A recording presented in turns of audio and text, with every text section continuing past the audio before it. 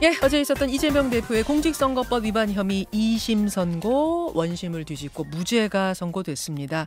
앞서 1부에서는 민주당 박지원 의원의 평 들어봤고요. 2부는 국민의힘의 입장 확인을 하겠습니다. 국민의힘의 수석 대변인 신동욱 의원 나오셨어요. 어서 네, 오십시오. 반갑습니다. 예. 어제 선거 결과 아까 박지원 의원은 예상을 했다 그러시던데 신동욱 의원 어떠셨어요? 글쎄요. 잠깐 아까 이제 화재 말씀을 많이 하셔서 예. 이제 그 화재가 난 지역들이 어쨌든 저희 지역구 의원님들이 많이 계신 맞습니다. 쪽을 따라서 이제 동향으로 가고 있는데 정말 고통스러운 상황입니다. 그래서 오늘 좀 비라도 좀 와줬으면 하는 그런 마음 먼저 말씀드리고 그 얘기를 먼저 진짜 하셔서 고맙습니다. 예. 진짜 시원하게 비가 한바탕 왔으면 하는 글쎄요. 마음. 예. 그래서 네. 좀 기대는 하고 있는데 네. 좀 하늘이 도와주시기를 그랬으면 바랍니다. 정말 좋겠습니다. 그 현장 얘기를 들어보면 네. 정말 단 한 번도 우리가 경험해 보지 못한 화재다. 그래서 맞아요. 너무 참혹한 상황이다라는 말씀을 먼저 좀 전해드리면서 예. 아니죠. 저희는 이 사건은 100% 1심이 유지될 것이라고 생각을 했고요. 이제 어제 한 기사를 봤더니 1심에서 형사재판 지난 3년 동안 1심에서 이제 징역형의 집행유예를 받았던 사건이 2심에서 무죄가 된 경우가 1.7%에 불과하다. 이건 무슨 얘기냐면 법원이 재판부마다 다 다른 판단을 하는 것이 아니고 대부분은 본인들이 가지고 있는 논리라는 것이 비슷하기 때문에 특별한 새로운 증거가 나온다거나 네. 또는 이게 너무 좀 과하다라는 이런 정도의 경감을 해주는 이런 경우는 종종 있지만 이거는 판단 자체가 완전히 바뀌었기 때문에 저희뿐 아니고 어제 제가 어떤 방송을 봤더니 예. 이제 민주당 쪽에 계시는 한 진행자가 네. 막 우시더라고요. 패널로 아니요, 나오신 분? 진행하시는 분이 진행하시는 막 분이? 우시는데 제가 보기에는 그만큼 본인들도 이게 어렵다라고 생각을 하셨던 것 아닌가요?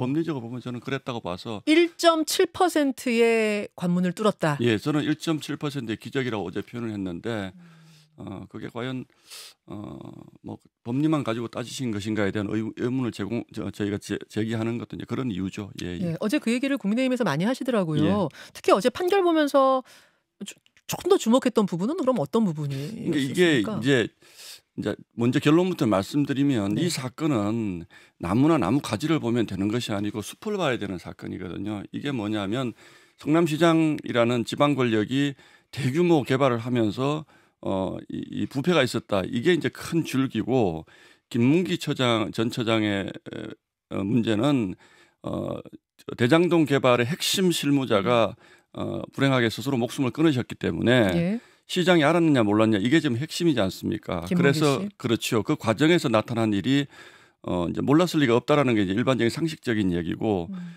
몰랐다고 하니 해외 여행까지 같이 가지 않았느냐, 거기서 골프도 치지 않았느냐 이제 이런 부분들이거든요. 예. 그래서 사진이 조작됐다고 말씀을 하시는데 그 조작 표현은 저는 잘못 썼다고 생각하시고요. 더 잘 아시잖아요. 특히 방송국에서 단체 사진이 있는데 그 두 사람의 관계를 거리가 이렇게 가까웠다는 것을 강조하기 위해서 소위 얘기하는 전문 용어로 줌인을 한 건데 조작된 것이라고 하는 것은 없는 사람을 디지털 기법을 사용해서 갖다 붙였다거나 이게 조작된 것이고 그래서 이 부분을 저렇게까지 표현을 할 수가 있나라는 생각이 하나가 들고 백현동은 협박이 아니다. 일반적인 의사 표시였을 뿐이지 협박이 아니다라고 했는데 이것도 정작 이제 민주당에서 네. 항소심에서 집중을 했던 부분은 이 협박의 사실 여부가 아니고 왜냐하면 공무원들이 다 협박받은 바 없다 그랬기 때문에 증언을 했죠. 예, 여부가 아니고 이게 무슨 토론회 같은 데서 한 얘기가 아니라 국회 나와서 한 얘기이기 때문에 국회 정관법에 따라서 이건 처벌 대상이 아니다. 이 부분을 이제 항소심에서 적극적으로 주장을 했는데 그거는 또 재판부에서 기각을 했어요. 그런데 이 두 가지를 보면서 아까 제가 보기에는 과연 이 큰 사건에서 그러면 이게 이제 논란이 된 게 이재명 대표가 나는 몰랐다라는 거잖아요. 예. 그게 핵심이거든요. 예. 그런데 저렇게 어마어마한 개발 사업을 하면서 시장이 핵심 실무자들을 몰랐다 또는 종상향이 4단계나 되는 과정에 잘못된 얘기를 했다면 이거는 굉장히 중요한 문제라는 거죠. 그래서 종합적으로 제가 보면 이제 이런 말이 있지 않습니까? 우리가 거짓말 하나는 굉장히 쉬운데 그 거짓말이 아니라는 걸 밝히기 위해서는 수만 개의 단어가 필요하다는 말이 있습니다. 어허. 그런데 재판부의 판결문이 어제 예. 91분이었습니다. 예. 이 사건에 대해서. 그래서 이재명 대표가 무죄라는 것을 입증해 주기 위해서 거짓말을 하지 않았다는 것을 입증해 주기 위해서 재판부가 너무 많은 공을 들인 것 같아요. 어제 보니까. 시간대별로 다 잘라서 사안별로 다 잘라서 이 사건을 규정하는데 91분의 판결문이 필요했을까? 저는 거짓말 하나를 거짓말이 아니었다라고 만들어주기 위해서 정말 죄송한 말씀이지만 네. 재판부가 너무 치밀하게 논리 구성을 해서 일반인이 들으면 뭐 예를 들면 그런 게 있잖아요. 몰랐다고 하는 것은 인식의 영역이지 예, 예. 뭐 행위의 영역이 아니다. 이게 뭐 철학책 아닙니까? 이 정도면. 그래서 그런 정말 새로운 이론을 많이 그러면 앞으로 저희 같은 정치인들이 예, 선거 예. 과정에서 예. 허위사실 유포라는 거는 다 내 인식의 영역이라고 주장했을 경우에 또 지난번 다른 재판의 얘기입니다만 다른 그 허위사실 유포의 경우에도 대법원까지 갔는데 적극적으로 본인이 거짓말한 것이 아니고 뭐 그 형님을 강제로 입원시켰다는 그 부분입니다. 질문에 대답하는 소극적인 대답이었기 때문에 이거는 유죄로 볼 수 없다. 이것도 정말 새로운 논리가 개발된 거거든요. 그래서 사법부가 이재명 대표를 무죄 만들어주기 위해서 정말 새로운 논리를 막 계속 쏟아내고 있다. 저는 그렇게 보고 있습니다. 어제 좀 봐줬다고 보시는 거예요, 그러면은? 저는 이제 봐줬다라고 표현하는 것보다도 이제 좀 더 큰 틀에서 보면 예. 정치가 너무 정치적인 사건을 사법부에 많이 갖다 맡기다 보니까 사법부가 제가 보기에는 많이 정치적 판단을 하는 쪽으로 가버렸다 이미 그런 걱정을 하는데 정치의 사법화, 사법의 정치화 막 이렇게 그렇죠. 됐다고 보세요? 그렇죠. 그런데 그럼에도 불구하고 이건 정치의 논리로 풀어서는 안 되고 그야말로 선거법의 논리로 풀어야 되는 거거든요. 알겠습니다. 이 정도면 다 유죄입니다. 예. 근데 이제 민주당에서는 그 부분에 대해서 뭐라고 답을 했냐면 이 말에 관한 부분을 가지고 오는 허위사실 중에서도 뭐 말에 관한 부분이 있고 재산 신고에 대한 부분이 있고 여러 가지가 있지 않습니까? 말에 관해서는 징역형까지 나왔던 사례가 없다. 극히 드물다. 뭐 허경영 씨 경우 하나 정도 있었다. 이렇게 얘기를 하는데. 그래서 이제 저희도 어제 사실은 예상을 한 게 1심 판결이 그대로 유지되기보다는 뭐 상당한 비중 있는 벌금형 정도로 가지 않을까라고 예상하는 분들도 많았습니다. 그게 이제 인식의 부분이라는 부분이 전혀 없는 것은 아닌데 다만 제가 아까 말씀드린 것처럼 예. 이게 단순한 말의 문제가 아니고 이재명 대표가 대장동 사건을 전혀 몰랐다고 하는 큰 틀의 거짓말에 전혀 몰랐다가 아니죠. 대장동 사건과 관련해서 김문기 씨를 몰랐다라는 큰 틀의 거짓말 하나를 규정하는 문제이기 때문에 그 가지만 보고 그렇게 판단하는 것은 온당치 않다 이런 말씀드리는 겁니다. 어제는 2심이었어요. 네. 이제 대법원 선고가 남아 있는데 대법원 선고에서는 그러면 바뀔 수도 있다고 보세요. 최종심에. 뭐 충분히 가능하죠. 왜냐하면 1, 2심에서 뭐 감형이 됐다거나 이런 경우는 대법원에서 법리 판단을 따지기 때문에 네. 유무죄만 가지고 그 감형이 됐을 경우에 뭐 유죄는 그냥 그대로 받아주는 경우가 대부분인데 예. 이것은 1심 선고와 2심 선고가 정반대로 갈렸기 때문에 네. 대법원 입장에서 이걸 자세히 들여다보지 않을 수가 없는 상황이 되었고 보통은 2심 나오면 3심은 그냥 거의 유지되는 경우가 그렇죠. 많거든요. 그러니까 그 1, 2심이 네, 같을 경우에는 3심이 굳이 그걸 그걸 뒤집지 뒤집진 않는데. 않는데 이거는 1, 2심이 아주 극단적으로 갈렸기 때문에 아하. 대법원이 저는 이건 자세히 들여다보지 않을 수 없는 사안이고 대법원 판사님 가운데서도 뭐 1심 재판부의 판단이 맞다라고 생각하시는 분들도 많이 있을 거기 때문에 저는 뭐 바뀔 수가 있고 또 이게 파기환송 있지만 또 대법원에서 결정을 내는 경우도 있거든요. 예. 그래서 그런 부분을 좀 더 적극적으로 개입을 하시려고 할 건지 예. 아니면 뭐 이게 조기 대선이라는 문제와 물려 있기 때문에 대법원이 좀 피하려고 할 것인지 이거는 잘 모르겠으나 저희 입장에서는 이렇게까지 왔으면 대법원이 좀 빨리 판단을 해주시는 것이 맞다 이렇게 보고 있습니다. 대법원이 대선 전에 결론을 내야 된다 이렇게 보세요. 꼭 대선이 있다면. 저는 어제 이제 이 판결을 보면서 네. 뭐 어떨지 모르겠습니다만 우리 사회가 언제까지 이 이재명이라는 이름 석자 때문에 이런 혼란을 겪어야 되나라는 정말 좀 뭐라 그럴까요? 뭐 안타깝다 그럴까요? 좀 마음이 참 처참하더라고요. 왜냐하면 이재명 대표가 지금 5개 혐의로 재판을 받고 있기 때문에 민주당은 다 이긴 것처럼 말씀을 하시지만 3, 5, 15, 15개의 재판이 앞으로 남아 있습니다. 이게 뭐 물론 2번, 3번 12개의 재판이 또 남아 있습니다. 예.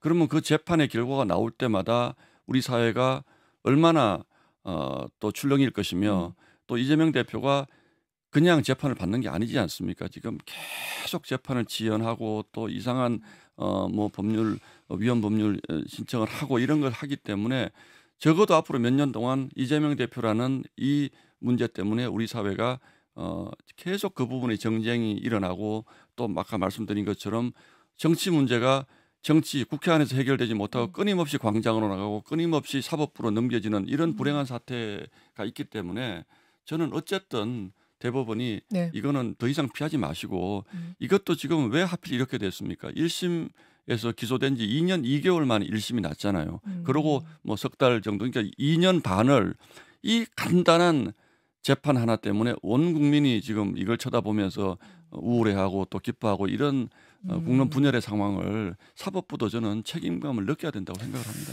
예. 지금 대선이 있을 수도 있죠. 있을 수 유토 대통령 있죠. 탄핵되면 바로 60일안에 대선인데 예. 그 안에 대선 전에 3심이 나와야 된다는 말씀이시잖아요. 저는 뭐 빨리 그렇게 판단을 해 주시고 또 대법원이 서두른다면 예. 이게 석 달이라는 것은 뭐 예. 적어도 석 달 안에 끝나려고 예. 하는 것이지 뭐 서류를 보내고 이런 기간을 예. 다 감안하더라도 저는 앞으로 2달 정도면 대법원이 제가 아까 말씀드린 것처럼 이런 역사적 책무를 느끼고 하신다면 충분히 저는 가능하리라고 봅니다. 그런데 아까 일부에 출연하신 박지원 의원은 이런 말씀하셨어요. 대법원이 대선 전에 선고 못 내릴 거다. 왜냐하면 대선 60일 동안 대선에 그 불꽃 튀는 경쟁들이 벌어지는 와중에 대법원이 대선에 뭔가 영향력을 주는 행동을 할 수가 없을 거다. 그래서 그때 못 나온다. 저희는 뭐 첫 번째는 일단 대선이 치러질 가능성을 민주당보다는 훨씬 낮게 보고 있고 지금 헌재에서 벌어지고 있는 상황들을 보면 헌재 역시 윤석열 대통령의 탄핵 심판에 대해서 이제 민주당이 기대와는 다른 결론을 내놓을 가능성도 상당히 높기 때문에 이 부분을 뭐 종합적으로 지금 다 말씀드리긴 어렵지만 꼭 민주당이 주장하시는 것처럼 그렇게는 안 될 것이다. 저는 그렇게 보고 있습니다. 지금 이제 대선을 가정하고 한 질문에 대해서 말씀하시기가 예. 조금 불편하셔서 주저하시는 걸 수도 있겠습니다만 예. 그래도 이 질문을 좀 드리겠습니다. 지금 예. 뭐 가정은 좀 열어놓고 시나리오는 생각해 봐야 되니까요. 만약 대선 이제 치러지게 되면 이 대표가 당의 대선 후보가 되고 대통령이 될 수 있는 가능성도 상당히 있는데 재판을 좀 진행 중이란 말입니다. 예. 5개 재판이 진행 예. 중. 만약 대통령이 되면은 이 재판이 중단되는 것이냐 아니면 그냥 진행되는 것이냐 헌법 84조를 둘러싼 논란. 아까 박지원 의원은 당연히 중단이다. 미국의 트럼프 경우도 그러했다. 우리도 그렇게 해석이 가능하다 하셨거든요. 국민의힘에서 어떻게 보십니까? 글쎄요. 그거는 민주당 분들이 자꾸 그 사실관계를 왜곡을 하시는데요. 뭐 미국의 트럼프가 어떻게 됐는지 그게 중요한 것이 아니고 우리 국내 법률학자들, 헌법학자들의 해석의 다수설은 기소만 할 수 없을 뿐이지 이거 중단되지 않는다는 것이 다수설인 것은 분명합니다. 물론 뭐 다수를 투표를 한 건지 아닌지는 모르겠는데 주류 헌법학계의 것은 중단되지 않는다라는 것인데 예. 그럼에도 불구하고 제가 생각을 해도 예. 대통령이 계속 재판받으러 나가는 이런 사태는 굉장히 불행한 사태지 않습니까? 그렇기 때문에 제가 생각하기에는 네. 이재명 대표가 이렇게까지 욕심을 내면 국가를 위해서는 전 아니라고 생각을 저희는 한 거고요. 뭐 이렇게까지 왔으니까 제가 뭐라고 말씀 못 드리겠습니다만 예. 뭐 제가 이런 얘기 드리지만 그 민주주의는 유명한 책 어떻게 무너지는가를 보면 정당에서 이런 분들은 걸러주는 것이 그 민주주의를 위해서 맞다라고 하는 것에 대해서 이재명 대표에 대해서도 민주당에 대해서 그런 말씀을 드리고 싶은 거죠. 이런 분을 왜 하필 사법적 리스크가 이렇게 많은 분을 당대표로 옹립을 하고 또 대선 주자로까지 밀고 가서 헌법재판소 재판 과정만 보더라도 이재명 대표의 재판 일정만 아니면 이렇게 시간의 문제에 우리가 예민할 필요가 없는 것이거든요. 지금 절차적 문제 논란의 상당 부분도 이재명 대표 어제 이 선고 일정과 맞물려서 벌어진 문제이기 때문에 이런 부분들은 정말 우리 정치가 잘못하고 있는 부분들이다. 우리가 정치가 예전 같으면 뭐 음주운전만 하나 걸려도 네. 나 그거 뭐 내가 누명이라고 생각하면 누명 벗고 정치하겠다. 임하겠다. 이게 상식인데 여기까지 온 것에 대해서 참 안타깝다는 거죠. 예. 지금 질문도 굉장히 많이 들어오는데 한 네. 청취자 이런 질문하셨어요. 근데 이 2심 선고 있기 전에 권성동 원내대표였나요? 예. 그러니까 항소심에 승복하겠다고 이재명 대표 발표해라 이랬었는데 예. 지금 와가지고 오히려 승복을 지금 국민의힘이 못하고 있는 건 아니냐 이런 지적인 것 같아요.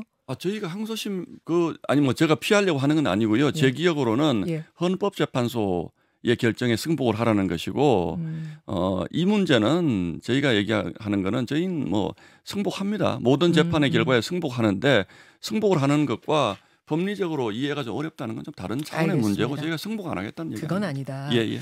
그나저나 윤석열 대통령의 이제 탄핵 심판 선고 요게 다들 예상했던 시간을 한참 넘어가고 있어서 왜 이렇게 좀 늦어지는 거라고 보세요? 예상보다? 지금은 뭐 여야를 가리지 않고 예. 재판관님들 내부에서 사실관계 문제, 절차적 문제에 대한 이견이 상당하다라는 분석들이 있는데 제가 듣고 있기로는 뭐 어떤 분들은 이제는 평결만 열리면 끝난다라고 이제 평의는 끝났다라고 말씀하시는데 평의의 상당 부분 그러니까 예.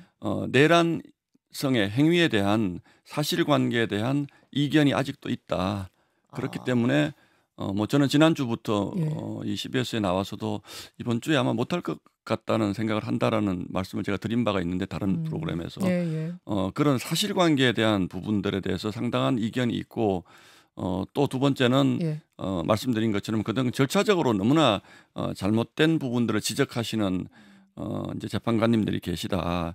이거는 민주당 주장처럼 이거는 뭐 묻지도 따지지도 말고 내란이 맞고 대통령은 탄핵되는 것이 맞다. 이렇게 막 밀어붙이다가 막 오다 보니까 이건 아니지 않아. 나중에 형사재판에서 이게 뒤집어졌을 경우에 어떻게 감당할 수 있지라는 문제 제기를 이제 지난번에 체포가 잘못됐다고 주장하신 이제 서울지방법원의 지규현 판사가 했고 이 부분에 대해서 헌법재판소도 야 이거 우리가 이런 것들 다 무시하고 결정을 했을 경우에 나중에 이거 감당하지 못하는 것 아닌가라는 뭐 그런 이견들이 우리가 생각하는 것보다 아직 상당히 크다 이런 얘기를 저는 전해 듣고 있습니다. 예. 형식적 절차적 문제에 대한 논의가 아직 깨끗하게 풀리지 않았다. 경론이 벌어지고 있다. 그래서 이제 더 나아가서 민주당 쪽의 분들은 이거는 절차적인 문제를 가지고 지금 무슨 정영식 재판관 이런 분들이 잘못된 것을 지적을 하는데 진짜 그것 때문에 그렇게 하는 것은 매우 사소한 문제지 본질이 중요하다라고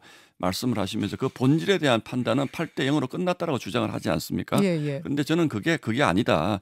그 결론까지 이르지 못했다. 그렇기 때문에 평의가 지금 상당히 난항을 겪고 있다라는 그런 얘기를 저는 듣고 있습니다. 예. 언제쯤 그런 결론이 날 거라고 보세요? 그래서 지금 4월 18일에 두 재판관이 퇴임을 하시기 때문에 그 전에는 납니까? 그 전에는 뭐 그건 저도 모르는 거죠. 왜냐하면 지금까지 예상이 다 틀렸기 때문에 그걸 넘어갈 수도 있다고 내다보세요. 그럴 가능성이 있다라고 말씀하시는 분들도 지금 실제 등장을 하기 시작을 했습니다. 아니 4월 18일 넘어가면 두 분이 빠지면 6명밖에 없는 상황이 벌어질 수도 있다? 예. 그 시나리오 중에 하나가 뭐 그렇게 되면 대통령이 두 분을 또 임명을 해야 되는데 그게 현실적으로 불가능한 상황으로 가니까 뭐 정치적 타협을 해서 한덕수 대행이 임명을 하게 할 수도 하는 방법도 있고 또 하나는 뭐 이 대행 체제로 가다가 어쨌든 정치적 타협으로 헌법재판관을 임명을 해서 결론을 내야 한다. 뭐 이런 주장도 있는데 개인적인 생각으로는 뭐 그렇게까지 갈 확률은 크지 않다라고 보고 있습니다. 아니 그거는 그 두 분의 퇴임하시는 분이 만약 그렇게 퇴임을 해버린다면 너무 무책임한 일이죠. 거죠. 너무 무책임한 일이고 그분들은 뭐 헌법재판관으로서 역사에 큰 죄를 짓는 거죠. 알겠습니다. 이제 이번 주는 좀 넘어가는 지금 분위기입니다만 지금은 아마 그런 것 같습니다. 빨리 이게 마무리되고 그래야 되는 거 아닌가요? 저도 다만 뭐 제가 계속 주장해 왔던 바는 빨리가 중요하지만 지금 상황 또 민주주의라는 것이 빨리빨리 하다가 잘못하면 그것도 큰 문제이기 때문에 어쨌든 너무 잘못 깨어진 단추는 제대로 채우고 마지막 단추를 채우자라는 것이 뭐 저의 일관된 주장입니다. 아까 박지원 의원은 이재명 대표한테 지금 행운이 겹쳐오고 있는 느낌이다. 별의 순간이 보인다 하셨거든요. 저희 쪽에서는 어제 이재명 대표가 무죄를 받은 것이 결코 이재명 대표에게 유리한 정치적으로 보면 유리한 국면이 아닐 것이다. 그게 무슨 말씀이세요? 주장도 있습니다. 무죄가 나오면 날개 달고 지금 청신호 켜진 거 아닌가요? 어제 대법원의 판결을 항소심 고등법원의 판결을 보면 이게 상당히 정치적으로 뭔가를 사법부에서 생각을 하는 부분들이 많은 것 같아서 법리를 가지고 판단하면 그냥 유죄가 맞는데 정치적으로 이렇게 판단을 했기 때문에 그 다음 스텝들도 계속 정치적 논란으로 갈 수밖에 없는 상황이다. 결국 정의는 실현될 것이다. 뭐 이런 생각을 하는 거죠. 예. 그 말씀은 이재명 대표가 이제 민주당에 대선 치러진다면 후보가 될 가능성이 상당히 높아졌는데 상당히 국민의힘은 높아졌는데 오히려 해볼 만하다 그런 말씀으로 해석하면 돼요? 그 부분도 포함돼 있죠. 예. 그 알겠습니다. 부분도 포함돼 있죠. 오늘은 일단 여기까지 또 말씀 듣도록 하겠습니다. 신동욱 대변인님 고맙습니다. 예, 감사합니다. 김현정의 뉴스쇼는 시청자 여러분의 참여를 기다립니다. 구독과 좋아요, 댓글 잊지 않으셨죠? 알림 설정을 해두시면 평일 아침 7시 10분 실시간 라이브도 참여하실 수 있습니다.